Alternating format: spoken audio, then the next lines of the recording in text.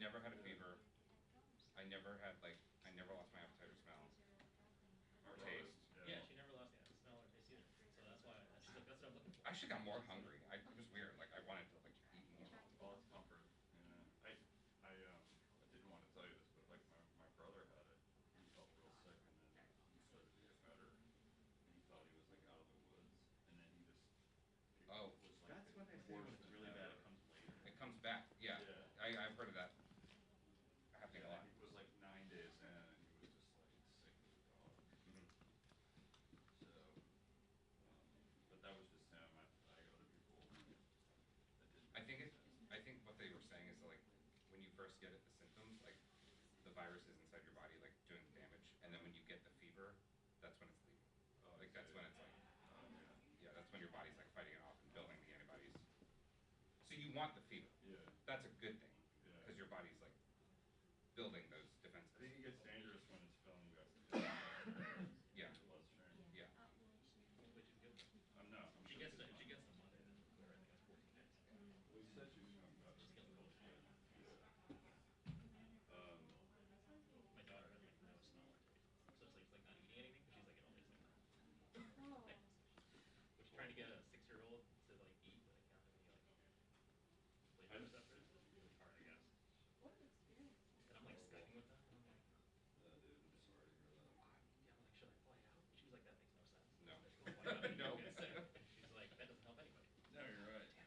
You'd probably get it just on the plane. That's terrible. I was talking to someone who recently felt really sick, and this is in Maryland, and went into the doctor. This isn't even believable. Like I'm not making this up. Went into the doctor, said I feel sick, I'm vomiting, I get shivers, mild temperature.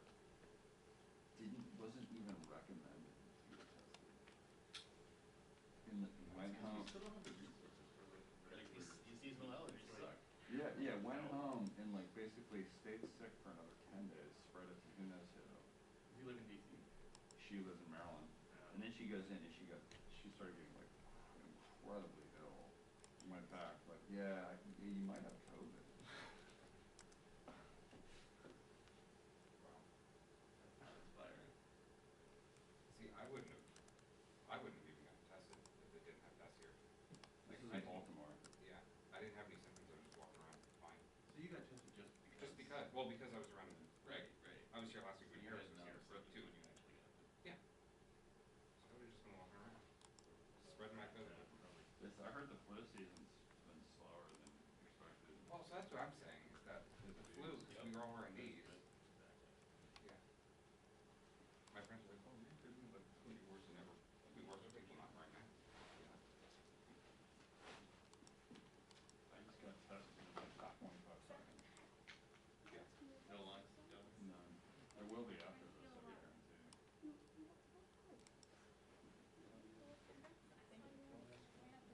But if you've done it before, there's like you don't even have to like register. You just walk up and they just look at your ID. It's great. So if you already registered once, you just scan the QR code and then go? You don't even scan it. You just walk up and say, hey, I'm Drew. And they're like, oh, Drew. Because you're already in the system. Yeah. I did it once. You're already on a site. Once you're in the system, you just walk right in. So once you're in. I did 5-minute test break in. You don't even have to scan the QR code. I was wondering if that was come in and they'd see you and they'd be like, it's Drew. We know that guy. Pretty amazing, huh? Yeah. They throw tests I at saw you.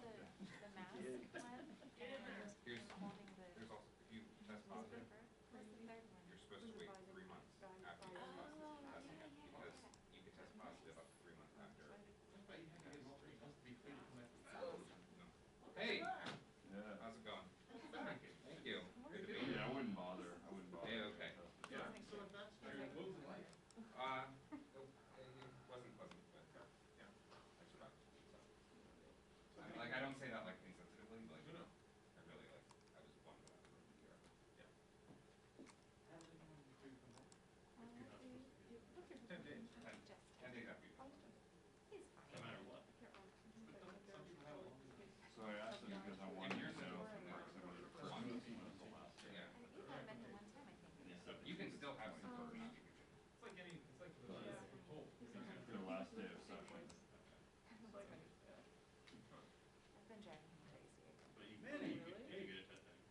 I got a test, and then they told me, don't get a test. Okay, I'll let you know. I was like, oh, okay. How have you been?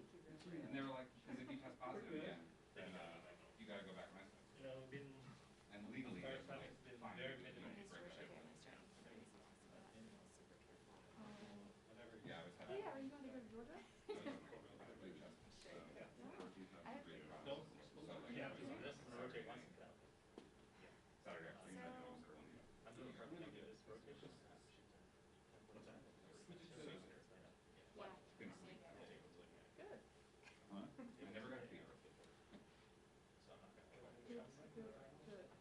Yeah, yeah. Did you hear about Taylor Swift's new music? You can chat afterwards. Yeah, I'm glad to see that. I gotta go. Where are you from? You wanna do a thing later today, or you wanna try to do it tomorrow, or just see where we are? Okay, and we'll talk about our. Where are you going after that is a Huh? question. You think so? We're not gonna file from hell. Well, Yeah. no, because they gotta do, well, tomorrow is the day, the intervening day, today's the intervening day on the defense. On the hill. bill. I'm just gonna go. And it would take longer ostensibly to do Please tell me it's not on. they didn't file cloture Well, I need on to- the CR. But who knows? Let's see what happens tomorrow. We had a discussion yesterday. What? Yeah, Kristen, Caroline. What about it? You doing Christmas caroling? The retirement on that, like, Kristen, Caroline for all their seniors, their stuff done. Wow. I don't know. Can I participate? Okay. Secretary. They're gonna wear masks when they. That's all I I heard said. you're gonna shoot This video. could be, holy crap. There's, I heard we're gonna shoot video. This could be like, holy shit, where it might be, It's gonna be a much better video. like an We're idea. gonna like Obviously, picture I'm one. very informed. Especially they don't wear, That's they don't wear masks. Huh? Where you ready to go? No, No, you can write Tanner's. stuff you were all the time. That's what you remember. Where did you find this? Biden, General Green. I mean, the good story, yeah. It's like, later on, they're like,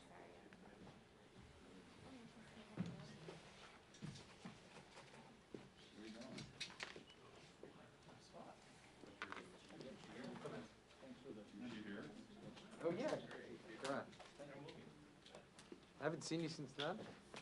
Just, I guess I just passed you in the hallway. Yeah, that's probably right. Well, here we are. We're on the phone. Here we are. Yes, I was.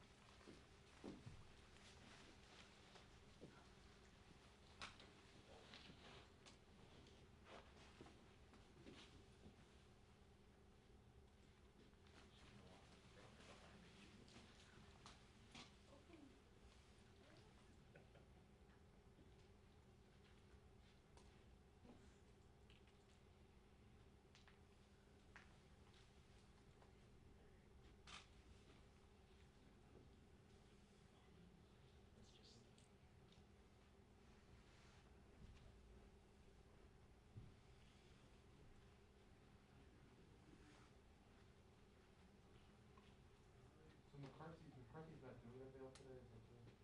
Right, he knows the He's doing thing something in front. outside, right? I think tomorrow. Carly's tomorrow. He's doing something, cool, thanks. Hey,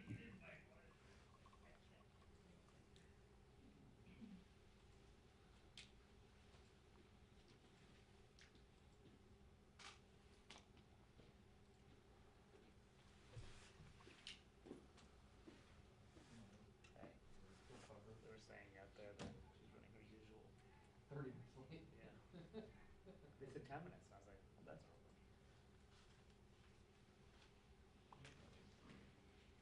Maybe I'll make it early.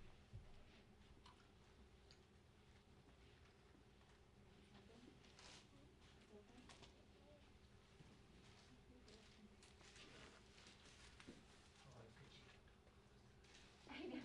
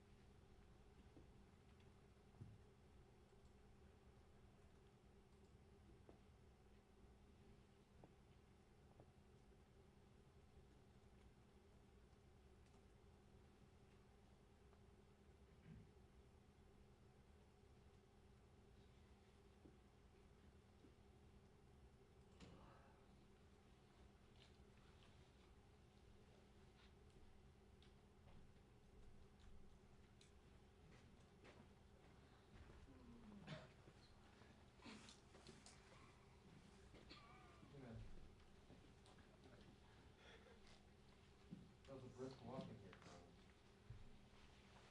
Only way to travel.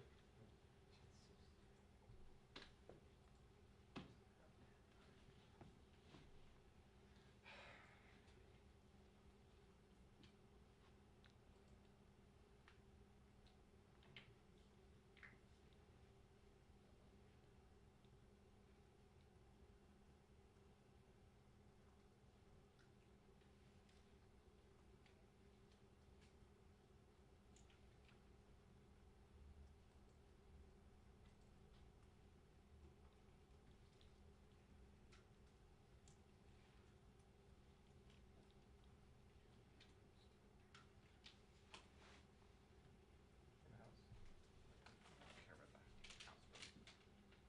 Oh, I yeah. care about house votes. You don't care about upper chamber. Unless you guys are gonna keep us here this weekend.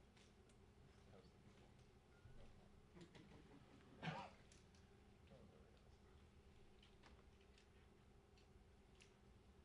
So,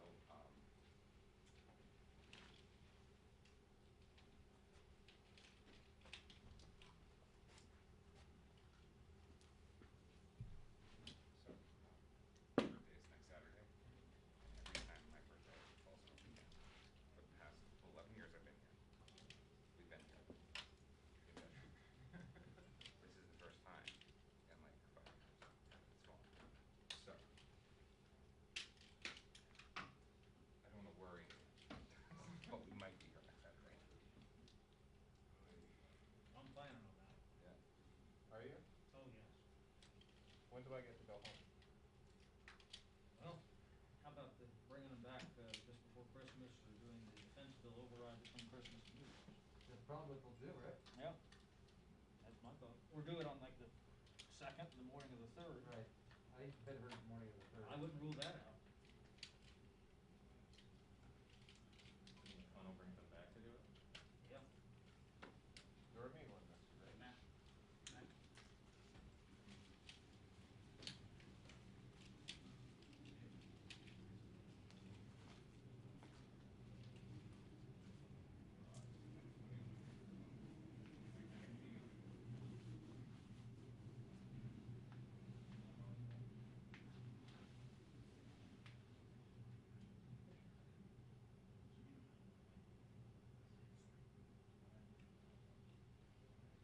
You said how sorry the house would have to go first, right? They're hot.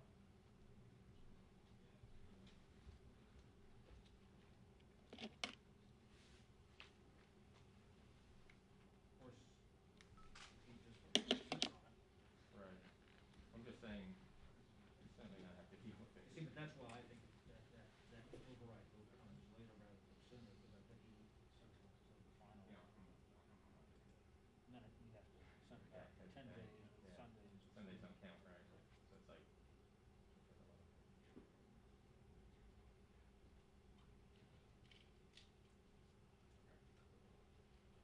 Alright, well, if that's the case, then I'm gonna be able to be here a little bit early once they head out.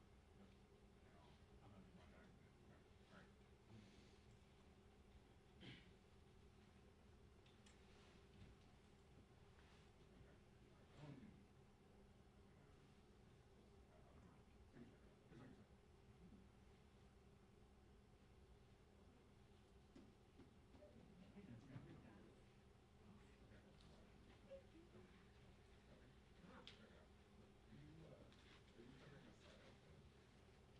Okay, alright. Start you back there. 2 spots back from the back. Cause this is 1 spot up here. You're starting here. Just for the, okay, for the Rob, but yeah, when she comes in and starts. Thanks.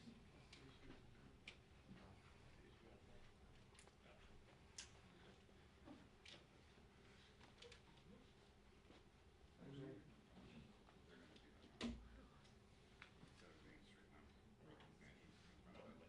Well, I'm Yeah, they're going doing out. they're pushing the camera back and they're doing like. It's the only way to do They these, just right? I know.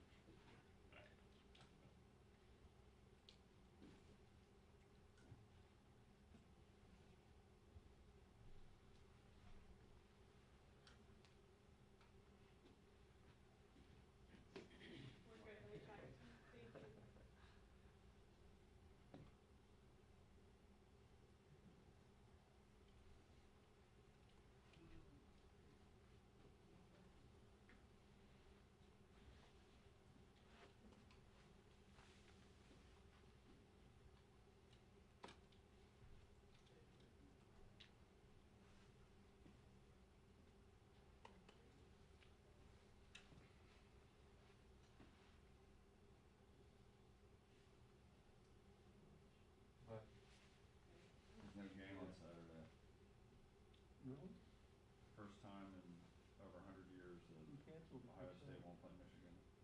Michigan? Michigan canceled it. There was a report yesterday he was going to Beijing. Here. Because they're missing like 45 players. Here. Here, it's just here. Which actually And they kind didn't of want to get obliterated. These, like. I mean, I'm not sure he has any specific Yeah, knowledge about it's the distancing, it's the big, but, it's like, but who needs it, right? I guess John Husband did it probably. like, everyone who called me said, like, they asked, like, I should have what were you taken doing it to agree with John a Husband. week prior? Well, you really wanna know? It makes sense to me. Um, Like the president. And they were like, well, Not a president, but just smart. the masks are fine. So maybe That's too much Harbaugh debt. never Great, you reached won't his wear Ohio them. State. But you guys Maybe were, we're- He's doing even keels. remember one of these, I double up, like, I usually wear two, but, well. And you can hear, like, I'm still, like, trying to have trouble breathing in. When I talk, it's like, kind of like, drains all the air from my lungs. Cause I don't know, I guess they're still healing, but yeah, they said, like, the masks only work to a certain extent, but, like, if you are all on top of each other all the time, they're like, I'm surprised you're the only one. Yeah. I mean, I'm you know, surprised they they obviously haven't weren't more. allowed to see. I'm sure there's been a lot of it here. And I think there was a huge outbreak here in January, February, when That's a big job in this administration. overseas, because Ellen tested positive, Ellen Eckert. She tested positive back in January for antibodies.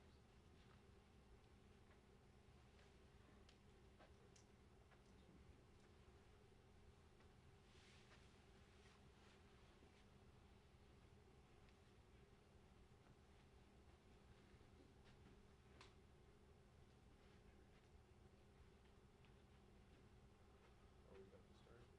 Huh, I don't know.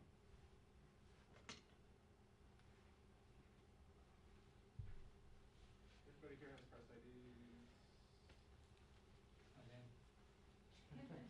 Yeah, you're good. Okay. Thanks, guys.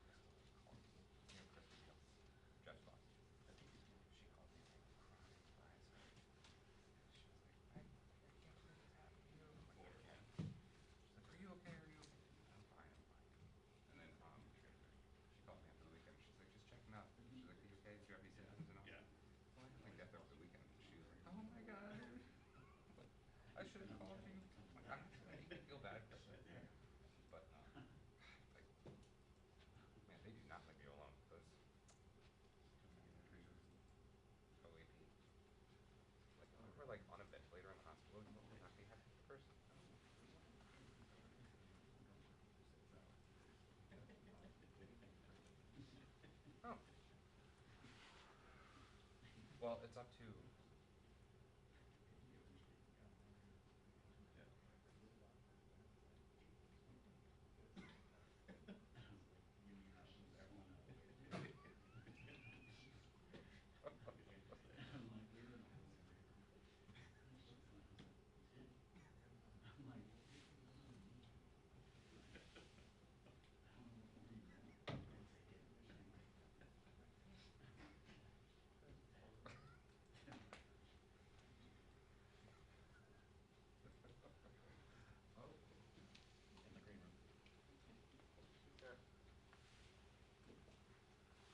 Oh. In the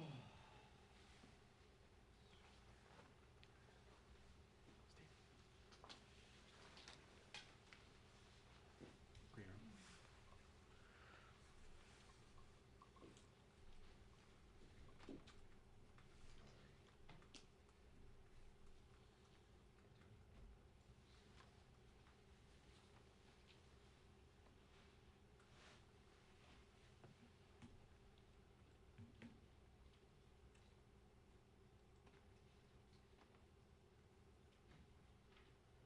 Two-minute warning, everyone.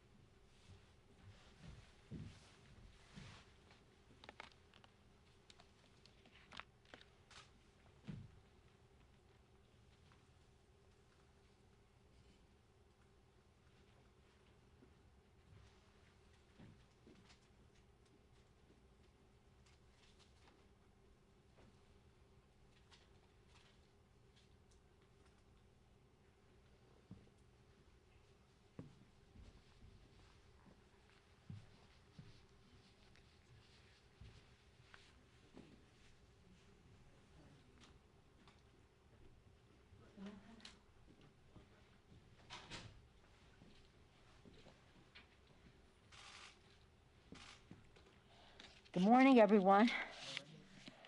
As you can see, and as I indicated earlier in the week, when we observed the bombing of Pearl Harbor on December 7th, the 79th anniversary of the bombing of Pearl Harbor, I said on that day that our president said this is a day that will live in infamy, and united the country to fight for freedom. In that war, in World War II, 291,557 people, Americans, died in combat in World War II. Today, we have an assault by a virus on our society, our economy, our schools, our children, our people. We do not have a unifying president of the United States. In fact, we have a president for a long time in denial, delaying and distorting, calling it a hoax. Many thousands more people have died because of that. Now we're up to 290,000 today. We will probably surpass, sadly, the World War II number. In another few days, we'll observe once again, sadly, 300,000. We observed 100,000 as if it was an impossible number to accept. 200,000, how could it be true? 300,000 by the time we get through the weekend. Let us hope that this vaccine will inspire people to follow a regimen of masks, separation, sanitation, and the rest, so that they can be prepared for a vaccine to hopefully reverse this tide in terms of these numbers. To that end, I have great respect for the bipartisan group of folks, mostly senators, but some of our folks, Josh Gottheimer from the House, who are engaged in conversations about this bill. It is a smaller bill than we think is needed for our country, but in light of a completely changed dynamic, in less than 1,000 hours, Joe Biden will be inaugurated President of the United States. And we have a vaccine, which hopefully will be approved by the committee today to go forward. That change in dynamic enables our president to say this is a first step, but that much more needs to be done. So while this has our values, which some of the other bills did not, it has a shorter time frame, but in light of a new president, gives us time to inaugurate a president, have discussions about how we truly meet the needs of the American people. We should all be so saddened by the fact of these loss of lives and these families across America approaching the holidays with this sadness in their hearts, and we have to make sure they know that we carry them in our hearts, in our prayers, in our thoughts, and that hopefully whatever we do can prevent the rate of these more deaths from occurring. More deaths pretty soon, sad to say, that lost their lives in World War II. This COVID package, which I'm hoping will come to be shortly, then has to go on to the omnibus bill. And that's another set of discussions that is going on. I salute our chairman, especially Nita Lowey, the chair of the Appropriations Committee. That's carrying much of the negotiation, but also Richie Neal in terms of what's happening from the Ways and Means, Frank Pallone, Energy and Commerce, Nydia Velasquez in terms of small business, Maxine Waters, renters, etc., and all of our chairs. Now, and Bobby Scott, Ed and Labor in terms of issues that protect American workers. On the PPP, we all know that we need more money for small business, and we all support that. We want it to be done, though, in a way that I think is possible, that honors what has been said before about small businesses with women, minority, veterans, rural, Native American-owned businesses, small businesses being able to participate and the CDFIs, the community development financial institutions, to meet their needs. Nydia Velazquez is working in a bipartisan way on that issue. So whether it's in the omnibus or in the COVID or some combination thereof, that is the work that is being done right now. I'm very excited about the fact that in a very strong bipartisan way, about 80% of the House voting for the National Defense Authorization Act. I commend, as I have before, and again, Chairman Adam Smith, our chair of the Appropriations Committee, Mr. Thornberry, for whom this the bill is named, the ranking member on the committee, for their leadership in presenting a bipartisan bill. The president has threatened to veto the bill, and largely because it has a provision in there championed by Anthony Brown of Maryland, a veteran on the Armed Services Committee, who has thought to have the renaming of these bases as an important priority. The bill received a rousing vote on the floor. It was like 337. I don't have the number right here, but it's like 80% of the House voted for the legislation, which the president threatens to veto. It will be coming up in the Senate. I don't know what their schedule is until they announce it, but nonetheless, it is interesting to see, because the Senate Republican chairman there said we're bringing the bill to the floor, even though the president is opposed to it because of renaming, also because he wants Section 230 to be included, the repeal of it in the bill. I don't like Section 230. I think it needs to be revised, but you cannot repeal it or else you will destroy protections for small businesses and entrepreneurs working their way up, as we also recognize that some of the organizations that did not even exist when this Section 230 of the telecommunications bill in the 90s, no Facebook, no Google, none of it really were on the scene, and certainly not of the size and consequence that they are now. So it needs to be revised. I think there's bipartisan support to do that. I know there is, but nonetheless should not be repealed in this legislation. So we'll see what the president does and what the others do. Now, as we proudly pass that bill in such a big way, these bases were named purposefully for white supremacists, people who had fought in the Confederates, traitors to our country. Purposely, these bases were named for them.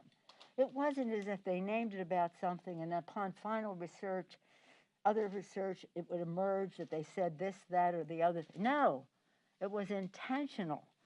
So we must properly, and there's a process spelled out in the bill, change that. And in light of that respect for our country and the people of our country, I'm so pleased with what we did under leadership of Mr. Clyburn, reflecting the beautiful diversity of America. This week, we will mark the 150th anniversary of the first African American being elected to the Congress of the United States, Congressman Joseph Rainey.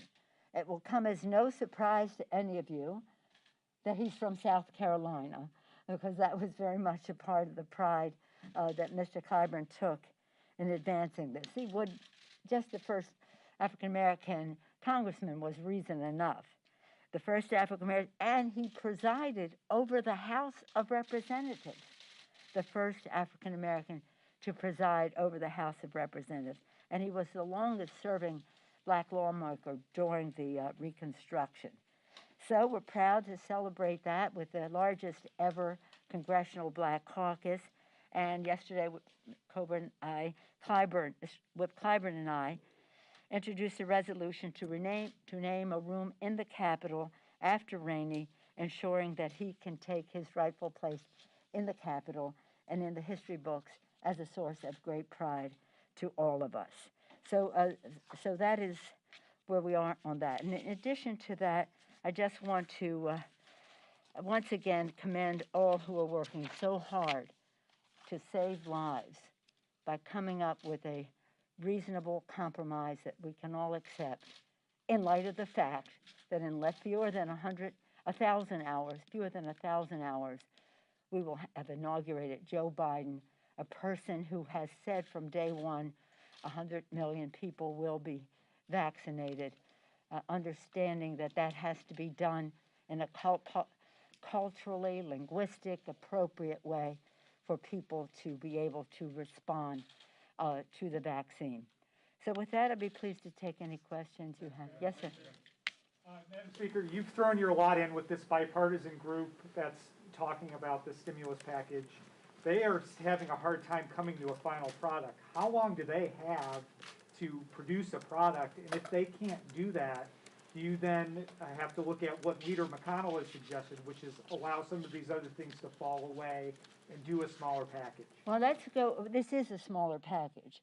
And as I have said, this is not a stimulus package. It's an emergency supplemental to deal with what we have. I think they've made great progress. I think they have some certain things remain, and that's up to them. I don't know the inner workings. But I think they've made great progress, and I salute them for that. Of course, as always, we have to see the text, but I think the values that and the priorities that they have established are what we need to do right away. So I don't share your view. Again, who knows? We'll see how it goes. But we do have to, we cannot leave here without having a piece of legislation. And I can say this unequivocally. What Mr. McConnell is putting forth in terms of liability is such an assault on Americans' workers that I hope that the group goes nowhere near what he is presenting. At what point do you have to start negotiating directly with Leader McConnell and Republicans? Well, the normal course of, thank you for the question. The normal course of events is the committees do their negotiation, and again, I'm an appropriator, as you've heard me say again and again. Left to their own devices, the appropriators can come to the solution. I've spoken with the chairman of the committee in the Senate, Senator Shelby. I think he's committed to keeping government open and having a bipartisan bill. Nita Lowey on our side. Those are the two main negotiators in all of this. Also, again, they want to find common ground, and I think they're close to that. And then when the committees cannot find their common ground, what is left is what is kicked up to the principals in terms of leadership. We don't negotiate the bill all along. So when that comes, if they have not resolved, which I hope they will and they can, then that's when we would, the normal regular order would be. Yeah. Yes. Speaker, this week, Congresswoman DeLauro, the incoming chair of the Appropriations Committee, held a hearing on repealing the Hyde Amendment. Yes. Will a bill repealing the Hyde Amendment come up for a vote for the whole House in 2021? Well, I don't know if it'll be a bill to do that, but it'll be part of legislation, yes. I think that is, I mean, I myself have been an opponent of the Hyde Amendment long before I came to Congress. So I would be receptive to that happening, yes. Does it depend on outcome of the control of the Senate, what the House does, or will the House proceed on the Hyde Amendment, however? Well, you know, again, our biggest partner in all of this are the American people, And the American people know that we have to have fairness in what we do. And this is not an issue of the Hyde Amendment. It is an issue as to the impact that it has in terms of unfairness to women in our country. So this will be an interesting debate. Again, respectful of all views, but nonetheless, again, way before I was in Congress, as soon as the Hyde Amendment was there, I was thinking, how can we get rid of that? So it's long overdue getting rid of it in my view. Madam Speaker. No. You Jack, Thank you. You've long been concerned about China. You have a history here, Yes. steeped on the Intelligence Committee here. Are we to a point now, after what happened with Mr. Swalwell, maybe where there should be background checks for all staff and interns before we serve? Obviously, members, staff who serve on the Intelligence Committees and Armed Services Committee have that, but should that be universal? And what are your concerns so what about should be possible- universal, Chad, on this? Background checks for aides or interns across the board for all staff and interns on Capitol Hill after the concerns about Mr. Swalwell? Well, I don't have any concern about Mr. Swalwell. There are those in the Congress who believe, and I am among them, that we should be seeing what influence the Chinese, I've been fighting them, as you know, for over 30 years, in terms of their undue influence at universities in our country and the overtures they try to make to members of Congress. In terms of Mr. Swalwell, in the spring of 2015, the leadership of the House and the committee were informed that overtures from a Chinese person were being made to members of Congress. When that was made known to the members of Congress, it was over. You know, that was the end of any communication with those people. So it isn't, I think we should make sure that everybody knows what they are being subjected to. But I don't know that it means that we have to background checks for every intern who comes into the Capitol. I do think that it's unfortunate that Mr. McCarthy is trying to make an issue of this when his leader, we all found out at the same time, the Republican leadership, and that several members had been approached. Were you briefed on this? We were all, at the same moment, the House, Republican and Democratic leaders, and the leadership of the committee were briefed at the same moment. Make sure you know that, because he keeps going around saying, when did they know? We knew when they knew. And at that time, that was the end of it. But you know what he's trying to do? He's trying to deflect attention from the fact that he has QAnon in his delegation over there. And that, I think, is a danger in terms of our debate here about, what the possibilities are for undue influence to members of Congress. Speaker? Do you, so government funding is going to come up again next Friday. Yeah. After the CR. Could you give us a sense about, I mean, you know how these packages work. Yeah. When do they need to come to some sort of agreement on a relief or a rescue, whatever you're calling it, package? I mean, it's Thursday today, so there's 7-8 days until this is reconsidered. Well, you know, I'm not one to ever say a date for a bill on the floor. I never was. I'll give you an example of why that was not a good idea. Remember when the Republicans said they were going to overturn the Affordable Care Act on the day, the anniversary of the day it was enacted? The minute they said that, I knew they were doomed, because you have to bring a bill to the floor when you have the votes. And they didn't, and they had to withdraw their bill. Respectful of the fact that December 26th, the unemployment insurance benefits expire. So sometime before then, hopefully that December 18th date, we would like to have this done. For us, it's several days before, because it takes time for the Senate to clear its throat. You know that. So it is, so when we have the text and the agreement, then we will make that public, go to the floor, pass the bill, and give the Senate time to end before the expiration of this. Now, if we need more time, then we take more time. But we have to have a bill, and we cannot go home without it. I have to believe the administration and the Republicans in the Senate when they say they do not want to shut down government, that it is possible to do the omnibus, and we'll close there. I mean, there's still some concerns, but that's the way it always goes. And then the COVID added to that. In order to have the COVID added to omnibus, you have to have an omnibus. and so we're working on dual tracks on that. But I would hope that it would honor the December 18th deadline, but we can't go before the package is ready and the votes are there, as well as the fact that people do want to get home for the holidays, such as that is. But what's more important is that we get the job done for the American people before the holidays. But we've been here after Christmas, you know. We were here 5 years ago. We were here 5 years ago on the budget, and I can tell you stories about that if you want.